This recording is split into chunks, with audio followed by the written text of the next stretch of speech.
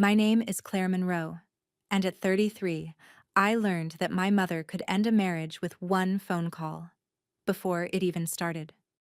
I'd called her on a Tuesday evening, standing in the kitchen of the apartment I'd paid for with 7 years of structural engineering work, and I told her I was getting married. She asked one question. "What does he do?" I said the word plumber. The line went quiet for 4 seconds. Then she said it. The sentence I will hear for the rest of my life. "A plumber. You'll disgrace this entire family." And she hung up. Not one of them came to the wedding. I fixed my veil, smiled, walked toward the altar with one side of the room completely empty. 3 days later, my phone showed 97 missed calls. And I knew exactly why. Welcome back to Hidden Family Revenge. This is where quiet people finally say the thing out loud, and where the ones who counted you out learn what they actually lost. If a story ever made you sit up straighter, drop a comment, and be sure to subscribe. This one took me a long time to tell. It started 4 months before the wedding, at my mother's house in Ridgemont, Ohio. A split level she'd decorated like a magazine and maintained like a resume. Every Sunday dinner was an audition. Diane Monroe sat at the head of the table like she'd earned that chair through combat. And in a way she had. After my father left her for a woman with a lakefront house and a family trust, my mother rebuilt herself out of pure refusal to be pitied again. She starched the tablecloths. She joined the garden club. She made sure her daughters married right. Or at least one of them did. My sister Lauren had married Brad Pierce 3 years earlier at the Ridgemont Country Club. 200 guests, a 5-tier cake, a write-up in the local paper. That was the standard. That was the scoreboard. So when I opened the cedar box my grandmother Fay had left me and lifted out her wedding veil, hand-stitched lace, yellowed at the edges, with 2 tiny initials embroidered near the temple in thread, so fine you had to hold it to the light. My mother didn't say it was beautiful. She said, "Where's the ceremony? The club book's out 18 months. Lauren leaned over. "I can send you photos from mine for inspiration." I ran my thumb across those initials. F.M. Fay Monroe. My grandmother had married a man who dug wells for a living, and she'd stayed with him 47 years. I wondered what she'd written in that thread. There was a tiny line of stitching I couldn't quite read, curling along the seam. I folded the veil carefully and said nothing. Some answers come when they're ready. 2 weeks later, I called my mother to tell her about Daniel. I'd rehearsed it in the car. Name first, then how we met. On a municipal water line project where his crew was laying pipe, and I was inspecting load-bearing calculations for the overpass above. He'd been standing in a trench in steel-toed boots, reading a spec sheet, and he'd looked up and asked if the beam tolerances accounted for thermal expansion. Not many pipe fitters ask structural engineers about thermal expansion. That was the first thing I noticed. The second was that he listened to the answer. But my mother didn't get that far. I said his name. I said we'd been together 14 months. I said he'd proposed on a Sunday morning over coffee. No ring yet. Just the question. And that I'd said yes before he finished the sentence. She asked what he did. I told her the truth. He'd started as a pipe fitter's apprentice at 17. Worked his way into running his own water infrastructure operation. She heard one word. "A plumber?" Her voice dropped the way it drops when she's about to close a door and make sure you feel the draft. "You'll disgrace this entire family." The line cut. I stood in my kitchen holding the phone to my ear, listening to the dial tone, counting the seconds before I accepted that she'd actually hung up. I called back. Lauren answered. "Mom can't talk right now," she said. I heard the television in the background, no urgency.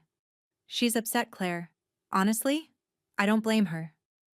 I asked Lauren if she'd come to the wedding. She laughed.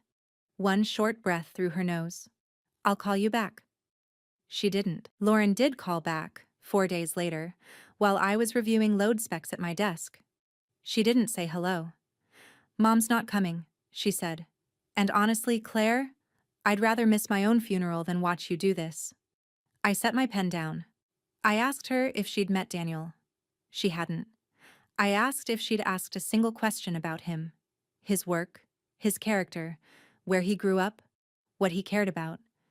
She hadn't done that either. "I don't need to," she said.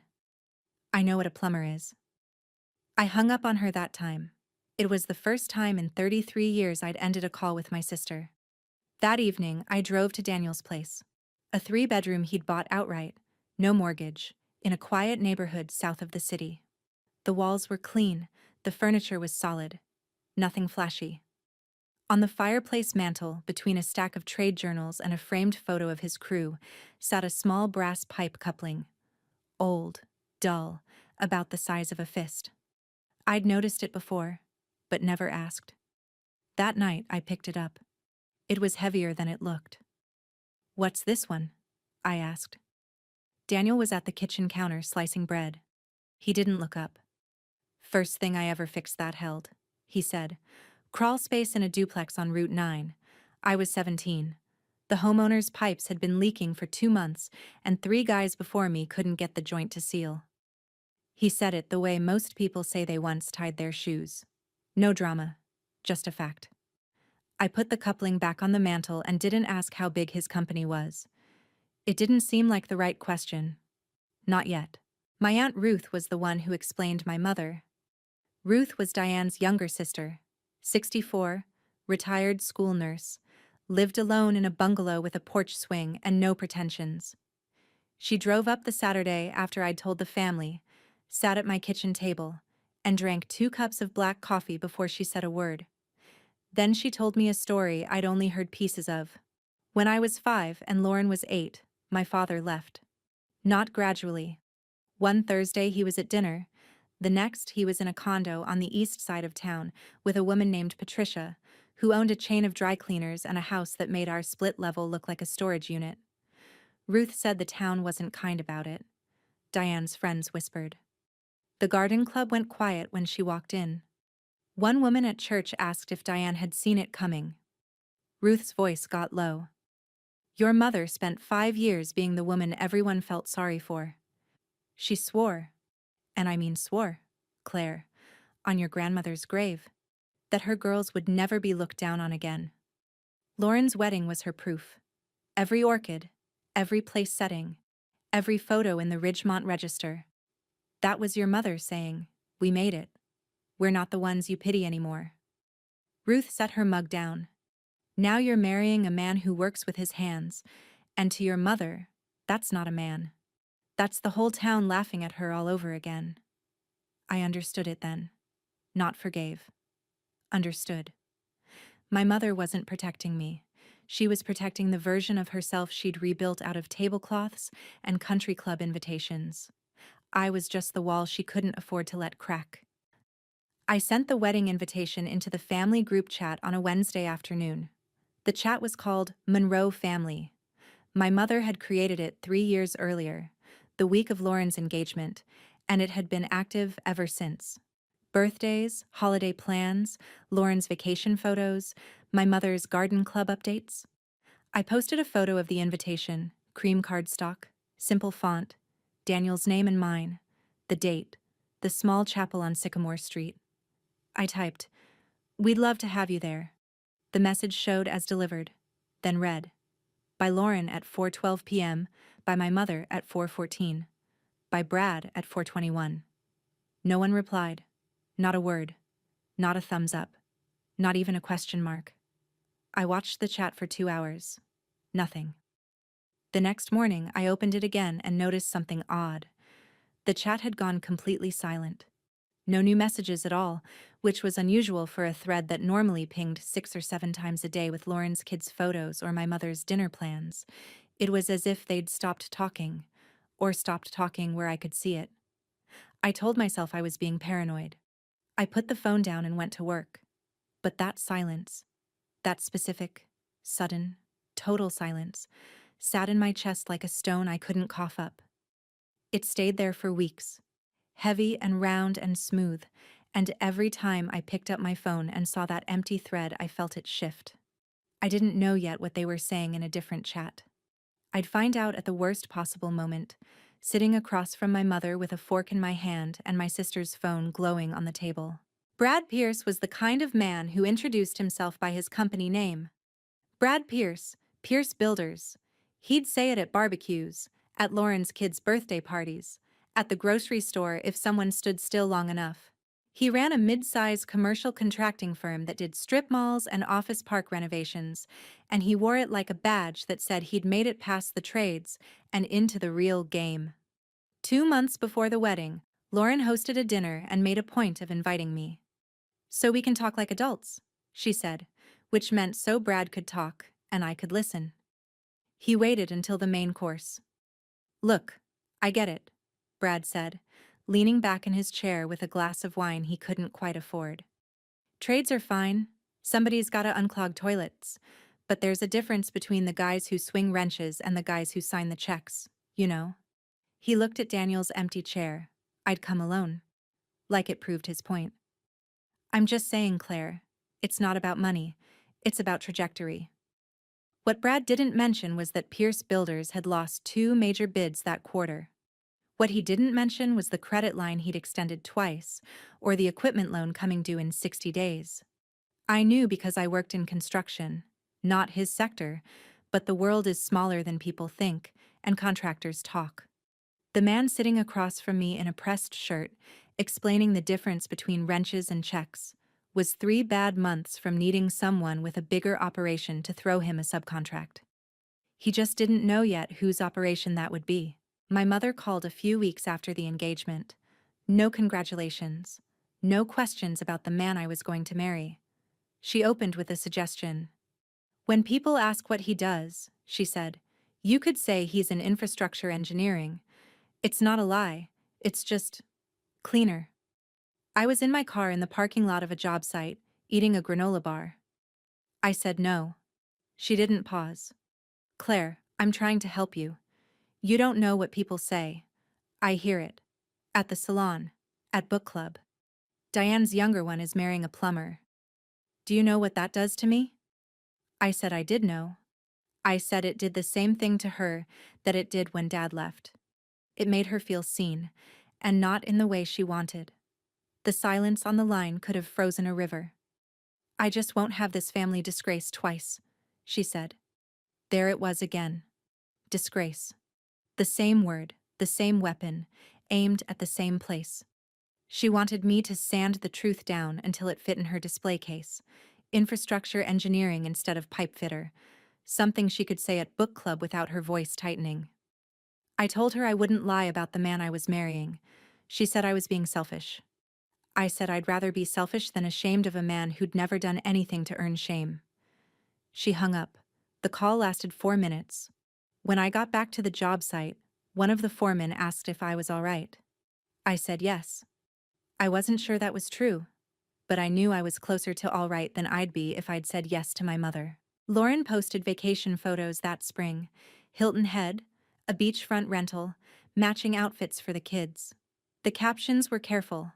Blessed, making memories, Pierce family adventures. I scrolled past them the way you scroll past a car commercial. Pretty, expensive, someone else's. What I noticed, because I worked in the same industry ecosystem as Brad, was the cracks behind the photos. A subcontractor I knew mentioned that Pierce Builders had been slow paying invoices. Another said Brad had bid aggressively on a county library renovation and lost to a firm half his size. At Lauren's Easter brunch, which I attended alone because Daniel was not invited and we both knew it, Brad cornered me by the kitchen island. "Big things coming," he said, ice clinking in his glass. "Got my eye on a state contract. Water treatment facility expansion." He said it the way a man says he's about to buy a boat. Loud and confident and hoping volume would cover the gap between the dream and the bank balance. I nodded. I didn't mention that water treatment facility expansions were exactly the kind of project Daniel's company had been doing for 15 years. I didn't mention that the state contract Brad was eyeing would require bonding capacity he almost certainly didn't have. I just said, "Good luck with it, Brad." Lauren appeared at his elbow, fresh lip gloss, and steered the conversation to a kitchen renovation she was planning. Italian tile, custom cabinetry, a number that made my teeth hurt. On the drive home, I thought about the credit card I'd watched get declined at a restaurant the month before, when Lauren tried to pay for lunch and the waiter brought it back with an apology. Italian tile? Sure. Daniel told me the full story on a quiet Sunday evening, sitting on the back porch with 2 beers and the sound of early spring peepers. He'd grown up in Kinsman, a town so small the gas station was also the post office. His father drove a delivery truck. His mother worked at a school cafeteria. There was no college fund, no family business, no safety net. At 17, he'd answered a newspaper ad for a pipe fitter's apprentice and spent his first 3 months crawling through basements and crawl spaces so tight he had to turn sideways. I slept in my car for 6 weeks, he said, saved enough for a room, then saved enough for tools, then saved enough to hire one guy. He went inside and came back with the brass coupling from the mantel. He turned it in his hands. The metal was dark with age, a green patina along one edge. The duplex on Route 9, he said. Lady had been putting buckets under her kitchen sink for 2 months. 3 plumbers came out, patched it, left, leaked again every time. I was 17 and I didn't know enough to be scared, so I tore the whole joint apart and rebuilt it from scratch. Took 4 hours. It held. He set the coupling on the porch railing. That's the one. 21 years and it's still holding. I picked it up. It was warm from his hands. I knew his company ran water contracts across Ohio and 2 neighboring states. I knew he employed enough people to fill a small auditorium. But Daniel wore success the way he wore his work boots. Broken in, unpolished, functional.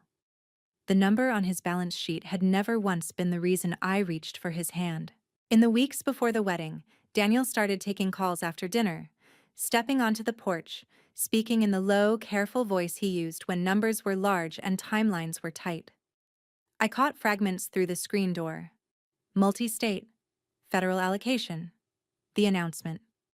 He came back inside one evening and sat down with a look I'd only seen once before, when he'd landed his first municipal contract 15 years ago. Things might get loud soon, he said. I asked what he meant. He shook his head.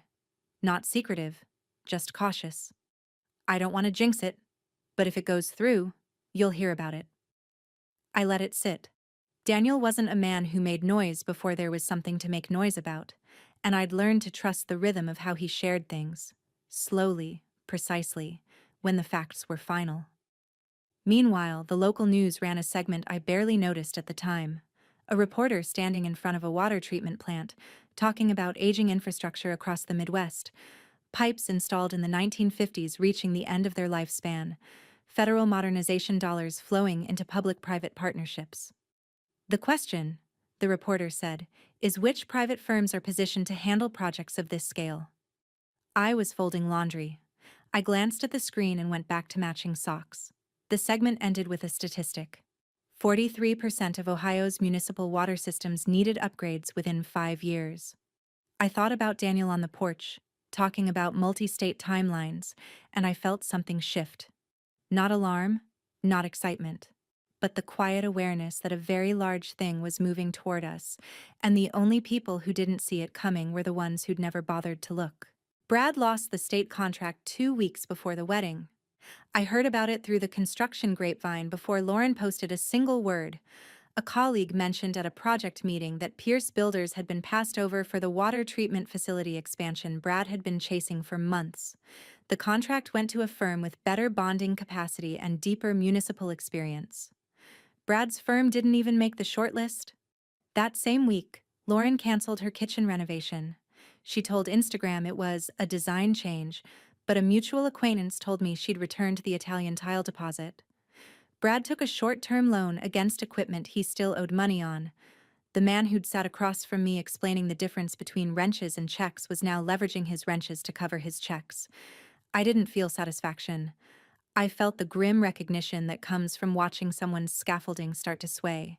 You can see the math, you know which bolts are missing, and you know they won't ask for help until the whole structure is on the ground. Lauren's posts got quieter. Fewer beach photos. Fewer blessed captions. My mother mentioned in a rare text that Brad's having a tough quarter, but offered no details and asked no questions about my own life. The Monroe family group chat, the one I was actually in, stayed silent. The one I wasn't in, I imagined, was busier than ever.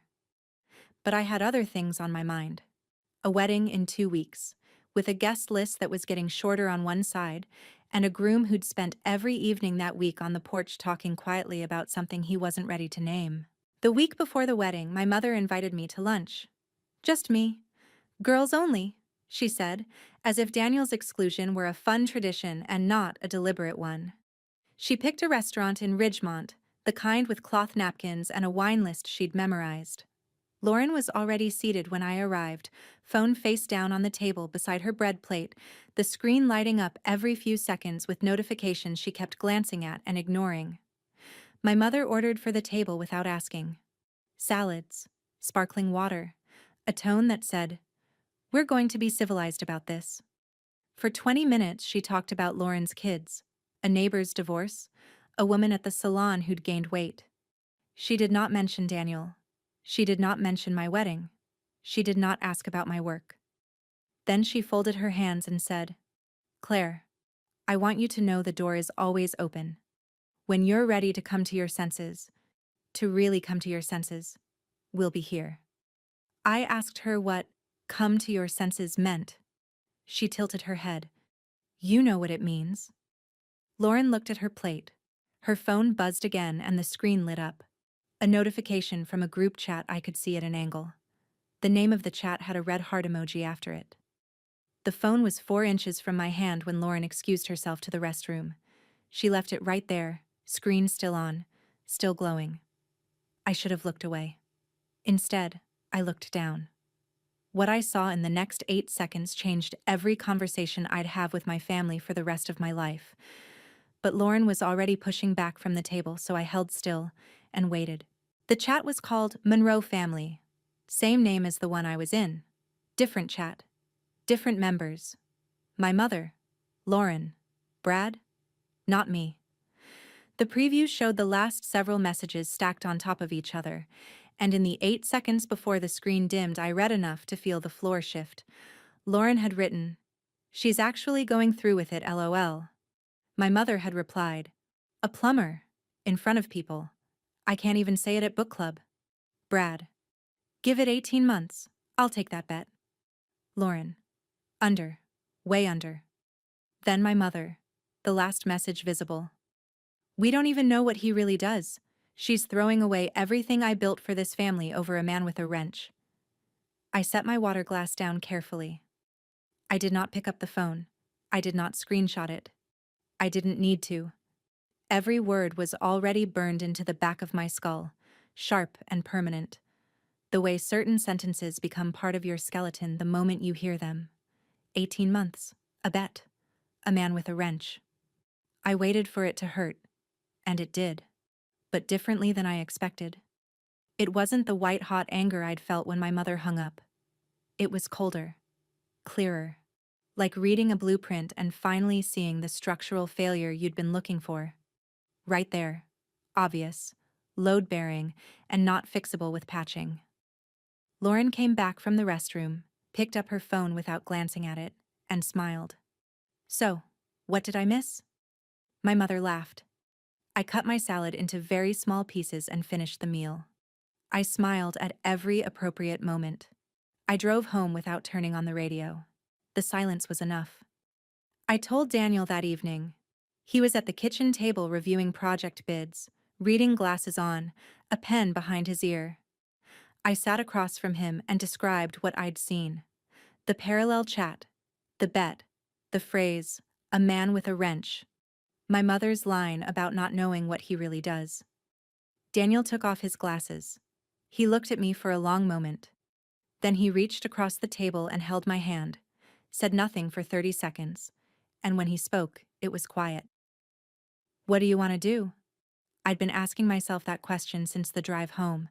Cancel the wedding, call my mother, confront Lauren, explain again who Daniel was, what he'd built, how wrong they were. But every version ended the same way.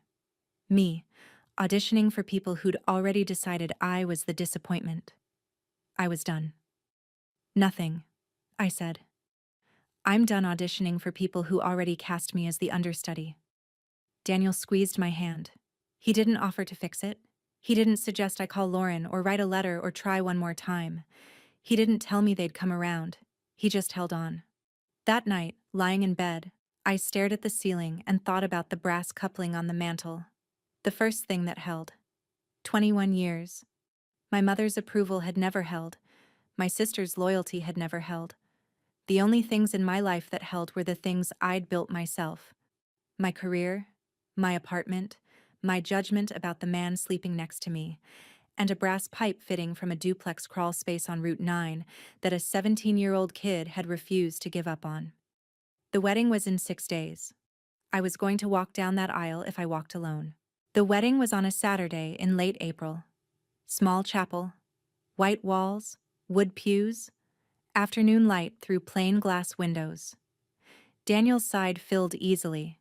His crew, his business partner Garrett, a few childhood friends from the town where he'd grown up, his mother who'd flown in from Tucson. My side had one person. Aunt Ruth sat in the front pew in a blue dress she'd ironed that morning, clutching a handkerchief she'd had since the 70s. Behind her, 12 empty pews. I stood in the back room alone and looked in the mirror. The veil was pinned in my hair. Grandma Faye's veil, the yellowed lace, the tiny initials near the temple. I ran my finger along the hidden line of stitching I hadn't been able to read at my mother's table.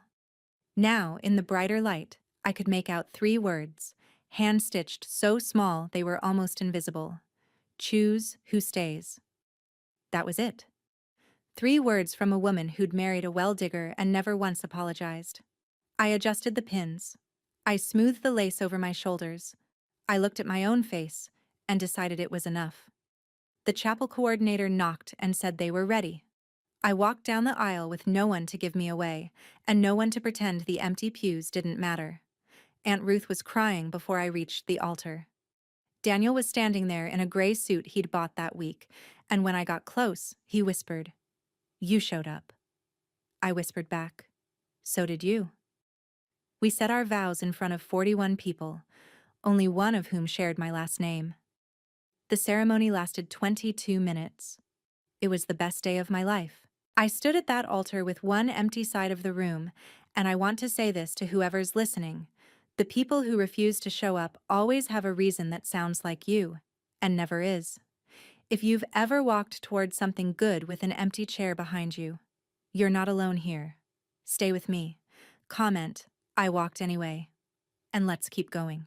For 3 days after the wedding, there was only quiet. Daniel had a water main project in Dayton starting Monday. I had a mixed-use development review first thing Tuesday morning. We celebrated by picking up pizza on the way home and eating it on the tailgate of Daniel's 12-year-old truck in the driveway.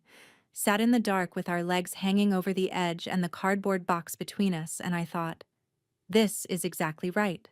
No champagne, no resort. Just a man who gets up before 5 and a woman who reads load calculations for fun, sitting on a truck that's older than our relationship. My mother would have hated every second of it. The phone stayed quiet. The group chat stayed dead. And for 3 days I let myself believe the hardest part was behind me. It happened on a Tuesday, 3 days after the wedding. I was on a job site, standing on the second floor of a half-finished parking structure, reviewing rebar placement with a contractor, when my phone started vibrating in my vest pocket. One buzz, then another, then a third, fourth, fifth. A chain of notifications so fast the phone felt like it was trying to escape. I pulled it out. Text from a college friend. "Is this your Daniel?" Text from a coworker. "Turn on channel 4. Text from my project manager. "Claire, congratulations, call me." 3 missed calls from numbers I didn't recognize. I excused myself from the contractor, walked to the edge of the structure where the wind was sharp and the noise was low, and opened the news app on my phone. The headline loaded. Then the photo. Then the rest of my morning collapsed into a single, held breath. I'd known Daniel's company was successful. Contracts in 4 states. Over 1,000 employees, the kind of municipal operation that keeps entire towns running. But what I was reading wasn't about the company I'd understood. It was something else entirely. A scope I hadn't seen coming. The man I'd married, the man I thought I knew the measure of, had just been named the lead partner on something that puts a person on the front page and keeps them there. My phone buzzed again and again. I gripped the railing with one hand and held the phone with the other and read the article twice, not because I didn't understand it, but because I wanted to make sure I was reading the real scale of what Daniel had been building in the quiet of those porch calls. It wasn't a dream. It was a Tuesday, and Daniel was on every channel. The Department of Infrastructure had announced a landmark public-private partnership for water system modernization across 4 Midwestern states: Ohio, Indiana, Michigan, and Kentucky. The lead private partner, selected after an 18-month evaluation, was Holt Civil and Water, Daniel's company. I'd known his company was substantial. I'd known about the municipal contracts, the regional scope, the teams he deployed across state lines. But this was a different order of magnitude. The article described it as the largest municipal water contract awarded to a private firm in a decade. 1,200 miles of aging pipe, 47 communities, a contract value that I won't say out loud because the number isn't the point, but it was the kind of number that puts a person on every news desk in the Midwest. The news segment I'd barely noticed while folding laundry? That had been the lead-up. Every evening Daniel had spent on the porch saying, multi-state and federal allocation? That was this. And the photo, the one every outlet ran, showed Daniel standing in the lobby of Holt Civil Headquarters in front of a glass display case. Inside the case, mounted on a small wooden base with a brass plate beneath it, was a pipe coupling. Old, dull, about the size of a fist. The plaque read, "The first joint that held, Route 9, 2005. Daniel had told me once that Garrett had the original mounted for the office years ago, but I'd never thought to ask why a pipe fitting would be in a lobby display case. Now I knew. It was the origin story of a company that had just been handed the infrastructure contract of the decade. We don't even know what he really does. My mother's words from the secret chat. Well, now everybody did. 97 calls. Not one of them came to the wedding, but all of them could dial fast once his face was on a screen. If you've ever watched silence turn into a flood the second people thought you had something worth taking, you already know the feeling in my chest right now. Tell me in the comments, have you been on the other end of those calls? Subscribe and stay. The next part is the one I waited 6 weeks for. I drove home from the job site in silence, my phone face down on the passenger seat, vibrating so steadily it sounded like a small animal trapped under a blanket. By the time I pulled into the driveway, the count was at 97. 97 missed calls. My mother, Lauren, Brad, Aunt Ruth. Hers I'd return. 2 numbers from my mother's garden club. 1 from Brad's brother, who I'd met exactly once at a Christmas party. I picked up the phone and opened the group chat, the one I was still in. Monroe family. Months of silence, and now it was a waterfall. Lauren. Claire honey, call me. My mother. So proud of you both. Always knew Daniel was special. Brad. Just saw the news. Incredible. We should get together. I have some ideas for collaboration. My mother again. Call your mother, Claire, please. I scrolled through 17 messages in 90 seconds. Every single one arrived after 10:47 a.m., the exact minute the news broke. Before 10:47, the last message in the chat was my wedding invitation, months ago. Read by all. Answered by none. I set the phone on the kitchen counter. I looked at the mantel. The coupling was gone. At the office now, in a glass case, on every news segment. In its place, Daniel had left a sticky note. Back late. Don't check your voicemail. I love you. I almost laughed. I sat at the table where we'd eaten pizza out of a box 3 nights ago and I let the phone ring. I didn't answer a single call. Not because I was angry, though I was, but because I already knew what every one of them wanted, and none of it was me. My mother showed up at my door 2 days later. No phone call, no warning. Just Diane Monroe standing on my porch in her best blouse with mascara that had been freshly applied, holding a casserole dish like a peace offering and breathing the way she breathes when she's rehearsed something in the car. I let her in because it was raining. She sat on the couch and put the casserole on the coffee table and looked at the empty spot on the mantel where the coupling had been, and I watched her calculate. "Claire," she said, "I know things have been difficult. I know I wasn't perfect about all of this. But you have to understand, I was scared for you. I was trying to protect you." I didn't speak. She pressed on. "I've been thinking. We're family. And family shows up for each other, right? I want to show up now. I want us to be close again. The way we were." I asked her when, exactly, we had been close. She blinked. Then she pivoted. Smooth. Practiced. Like changing lanes on a highway. "Brad's been having a hard time," she said. "His company. You know how construction is. Ups and downs.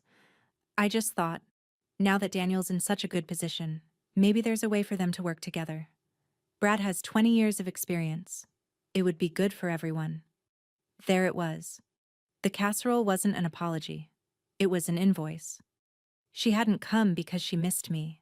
She'd come because her other son-in-law's company was sinking and my husband's face was on television, and she saw a door she could walk through if she held a dish and cried at the right time.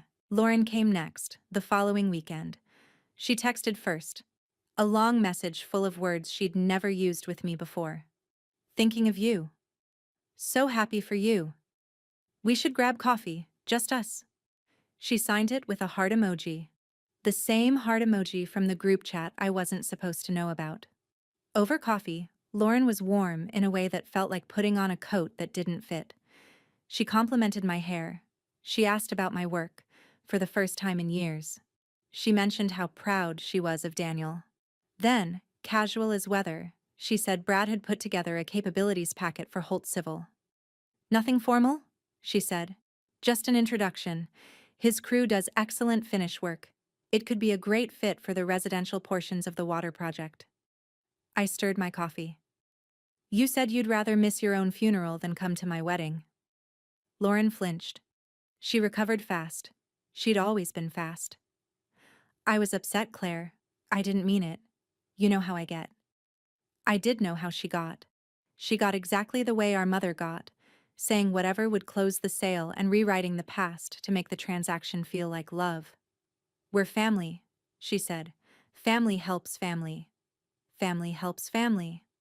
A few weeks ago, family was a group chat that bet 18 months on my marriage while I ate salad across the table. Now family was a capabilities packet and a coffee date and a heart emoji deployed with the precision of a marketing campaign. I told Lauren I'd think about it. I wouldn't. But saying that bought me time, and time was the only currency I needed. I told Daniel about my mother's visit and Lauren's coffee pitch on the same night, sitting on the porch while fireflies blinked in the yard. He listened without interrupting. When I finished, he sat quiet for a while, the way he always did when something mattered, letting the words settle before he responded. "What do you want to do?" he asked. Same question as before. Same quiet delivery. Same absence of pressure. "I don't know yet," I said. "Part of me wants to pretend it's fine. Let them back in. Absorb it." He nodded. "And the other part?" "Wants them to understand that showing up after the news broke is not the same as showing up at the wedding." Daniel leaned back. The porch light caught the edge of his jaw, and he looked tired. Not from the work, but from watching me carry this. "It's your family," he said. "Your call. I'll stand wherever you stand." He didn't say they were wrong. He didn't say they were right. He didn't suggest forgiveness or revenge or strategy. He offered me the thing my family never had, the right to decide for myself without someone rewriting the options. I sat with that for 3 days. I went to work. I came home. I ate dinner with a man who treated every person the same whether they ran a company or unclogged a drain, and I thought about what it would look like to tell the truth. Not in anger, not in punishment, but clearly, in front of people. The way you state the load on a beam. This is what it holds. This is what it doesn't. And this is where the failure line sits. The opportunity came 6 weeks after the wedding, in the form of a ribbon-cutting ceremony.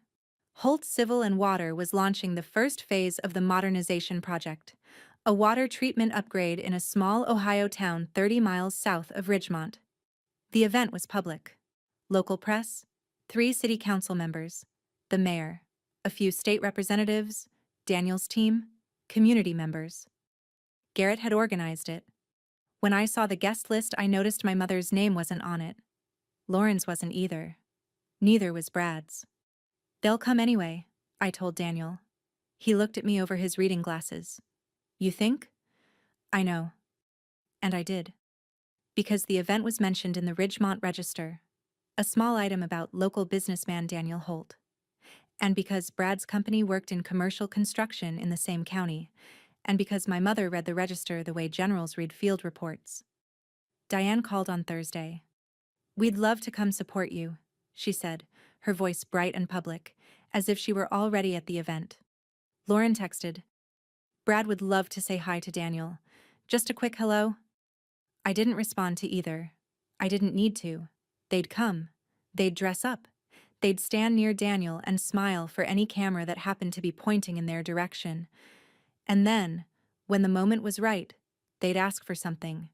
Access, a contract, a photo that proved they'd always been on the winning side. They all came to that one. Of course they did.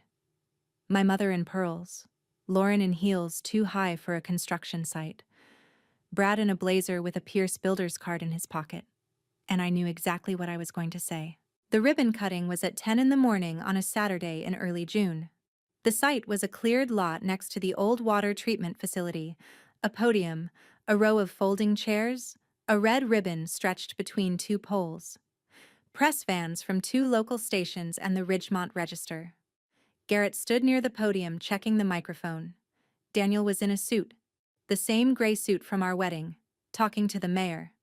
Aunt Ruth had driven down from her bungalow and was sitting in the second row in her blue dress, the same one she'd worn to the wedding, clutching the same handkerchief. My mother arrived 10 minutes early. She walked through the crowd like she was arriving at a fundraiser she'd chaired, chin up, smile calibrated, hand extended to people she'd never met. "I'm Daniel's mother-in-law," she told a reporter. "We've always been so proud of him."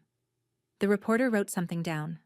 Lauren appeared at her elbow, Brad a few steps behind, scanning the crowd for Daniel the way a salesman scans a room for the decision-maker. Brad found Garrett first. I watched him extend his hand, introduce himself, pull a card from his blazer pocket. Garrett took the card, glanced at it, and put it in his back pocket without reading it. Lauren positioned herself next to me and looped her arm through mine, a gesture she hadn't made since her own wedding. "This is amazing, Claire," she said. "You must be so proud." I looked at her arm in mine. I thought about the group chat. I thought about the bet. I thought about the 18 months she'd given my marriage and the funeral she'd rather attend. I smiled. "Let's find our seats," I said. The ceremony started with the mayor's remarks. 3 minutes about infrastructure, public investment, the importance of clean water. Then Garrett spoke about the company's history. Then Daniel stood at the podium, and for 2 minutes he talked about starting as an apprentice, about the duplex on Route 9, about the coupling that held when 3 others didn't. He didn't mention money. He didn't mention the contract value. He talked about pipes and communities and the people who depend on water they don't think about until it stops running. The audience clapped. The press took photos. Daniel cut the ribbon with oversized scissors and the crowd cheered. Afterward, during the reception, coffee, donuts, a folding table with brochures. Brad made his move. He pulled me aside near the refreshment table, his voice low and fast. "Claire, listen. 1 word from you to Daniel. That's all I need. Pierce Builders can handle the subcontract work on the residential tie-ins. I've got 20 years of experience." I looked at him. "Brad," I said, "you called my husband a guy who unclogs toilets." He laughed, nervous. "Come on, that was just talk." Behind us, my mother had positioned herself next to Daniel for a press photo. She was holding his arm and smiling at the camera.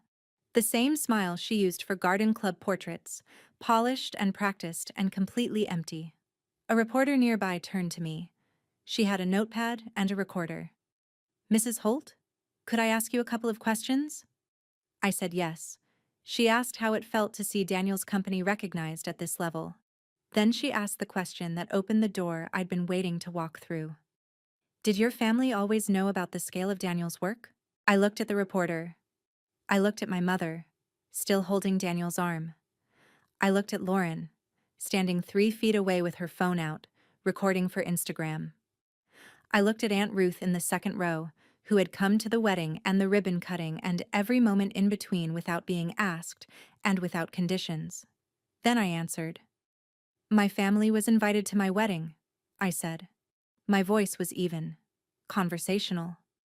The same tone I'd used to explain a load calculation, factual, precise, without heat. One person came. The reporter's pen stopped. My mother's hand loosened on Daniel's arm. My mother told me my husband would disgrace this family, I continued. My sister said she'd rather miss her own funeral than attend. My brother-in-law explained the difference between men who swing wrenches and men who sign checks. I paused. The silence around us was the kind that has weight. People leaning in, breath held, the specific quiet that forms when a room realizes something true is being said. None of them asked Daniel a single question about his work. Not one. They heard the word plumber, and they heard everything they needed to hear. I turned to my mother. She was staring at me with an expression I'd never seen before.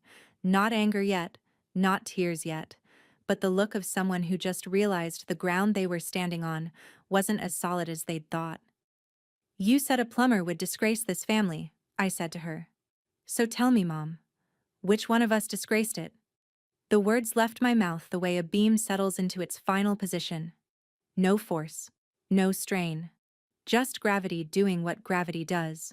My mother let go of Daniel's arm. The press photographer lowered his camera. Lauren put her phone down, and for 3 seconds, nothing moved. Then Diane Monroe did what Diane Monroe always does when the display case cracks. She tried to rebuild it in real time.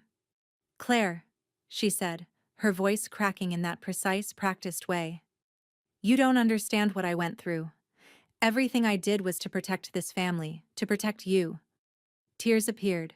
She pressed her hand to her chest. The performance was flawless. It would have worked at book club, at the salon, anywhere the audience hadn't seen the script. But here, in front of a reporter with a recorder and a crowd of people who'd watched her arrive 20 minutes ago introducing herself as a proud mother-in-law, the performance didn't land. It fell flat. I could see it in the faces around us, the recognition, the math people do when the story doesn't add up. I tried to protect you, she said again, louder, looking at the crowd for support. No one offered any. Then the mask dropped. Her jaw set. Her eyes went hard.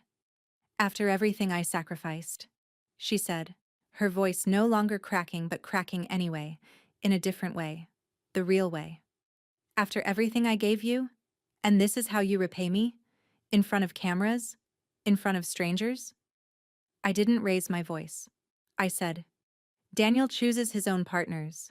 I won't trade his name for a family that left a chair empty at my wedding. Lauren stepped forward, mouth open, then stopped. Brad took a half step back, his business card still in Garrett's back pocket. Aunt Ruth in the second row pressed her handkerchief to her mouth and nodded, once. I looked at Lauren. You said you'd rather miss your funeral, I said. You missed my wedding instead. I've made peace with both. My mother turned and walked through the crowd. The people who'd once pitied her parted without a word. I found her outside, past the reception tent, standing alone by the chain-link fence that separated the new construction from the old treatment plant. Her hands were shaking. The performance was over. The cameras were inside. Here, in the gravel parking lot with the smell of turned earth and old concrete, my mother looked exactly as old as she was. 61, standing alone, the way she'd stood alone when my father walked out with his suitcases and his new address. She heard me approach, but didn't turn around. I just didn't want you to be looked down on, she said. Her voice was small, not performing, not lobbying, just small. The way they looked at me, after your father. I couldn't watch them do that to you too, Claire. And there it was, the real thing, underneath the casserole and the book club and the pearls. Not cruelty, fear. A woman who'd been humiliated so deeply that she'd built her entire identity around making sure it never happened again, and who couldn't tell the difference between protecting her daughters and controlling them. I felt it. I let myself feel it. I didn't step closer. I know, Mom, I said. But somewhere along the way, you became the people who looked down on you. She didn't answer. She pressed her lips together the way she does when she's trying not to cry for real, and for a moment she was just a woman in a parking lot who'd lost something she couldn't name. I stood there for 10 seconds. Then I went back inside. Daniel was standing near the podium talking to the mayor about Phase 2 timelines. When he saw me come in, he excused himself immediately, not rushed, just done, and walked over. He didn't ask how it went. He could read it on my face the way he reads spec sheets. Carefully, completely, without needing the summary. He held out his hand. "Ready?" he said. I took it. His hand was warm and calloused and steady, the hand of a man who'd spent 20 years turning pipe fittings and contract proposals and early mornings into something that held. The same hand that had held mine across a kitchen table when I told him about the group chat. The same hand that had passed me pizza on a truck tailgate the night we got married. "Ready," I said. We walked out together, past the folding chairs and the ribbon scraps and the coffee table, into the June sunlight. Behind us, Aunt Ruth gathered her handkerchief and followed. Ahead of us, the new water line stretched underground toward 47 communities that would have clean water because a 17-year-old kid once refused to leave a crawl space until the joint held. In the weeks that followed, I built a boundary the way I build anything, carefully, with clear specifications, and no room for ambiguity. I did not cut my mother off entirely. I did not write a letter or post a statement, or tell anyone in the extended family what had happened at the ribbon cutting. I didn't need to. 20 people had been standing within earshot, and 3 of them had camera phones. I moved to what I call low contact. I answered my mother's calls on my terms, once a week, 15 minutes, Sunday mornings. I set one rule. If she mentioned Daniel's company, the call ended. It took her 4 Sundays to stop testing it. Lauren and I exchanged texts, infrequently. She never mentioned the ribbon cutting directly. She never acknowledged the group chat, or the bet, or the funeral line. But she stopped asking about Brad's business opportunities, which was its own kind of admission. Brad did not get the subcontract. Not because Daniel blocked him. Daniel never even knew Brad had pitched it, because Garrett had filed the card and moved on. But because Pierce Builders didn't meet the bonding requirements for the project. The same bonding gap that had cost Brad the water treatment contract before the wedding cost him again, and this time there was no one to blame but the math. The Ridgemont Register ran a small feature on the modernization project the following month. My mother's name did not appear in it. Daniel's did. And mine, Claire Holt, project engineer, appeared in a sidebar about women in infrastructure, because the reporter from the ribbon cutting had looked me up and found that I'd been engineering structures since I was 24. I'd earned that sidebar on my own resume, and that mattered more than any reflected glory. On a quiet evening in July, I sat on the porch with Daniel and the cedar box that held Grandma Faye's veil. I unfolded the lace and traced the tiny stitching near the temple one more time. Choose who stays. Faye Monroe had married a well-digger. She'd known exactly what she was doing when she stitched those words into a wedding veil and left them for whichever granddaughter was brave enough to need them. On the mantel, in the empty spot where the brass coupling had lived, Daniel had placed a new frame, a photo from the wedding. Aunt Ruth in the front pew, crying. Me at the altar, veil pinned, smiling. Daniel in his gray suit, whispering. The one person who shared my last name, and the one person who was about to. That was my family now. Not the one I was born into. The one I chose. And the one that chose me back. Here is the only thing I know for certain after 33 years. The people who measure you by a business card will never understand the ones who'd hold your ladder at 2 a.m. So stop handing your worth to anyone who only shows up once the cameras do. That's my story. One empty side of a room. 1 veil my grandmother left me, and 97 calls that came 3 days too late. If this reminded you that the right person shows up before they know what you're worth, hold on to them. And if someone you love needs to hear this, share it with them. Drop a comment, hit subscribe, and I'll see you in the next one.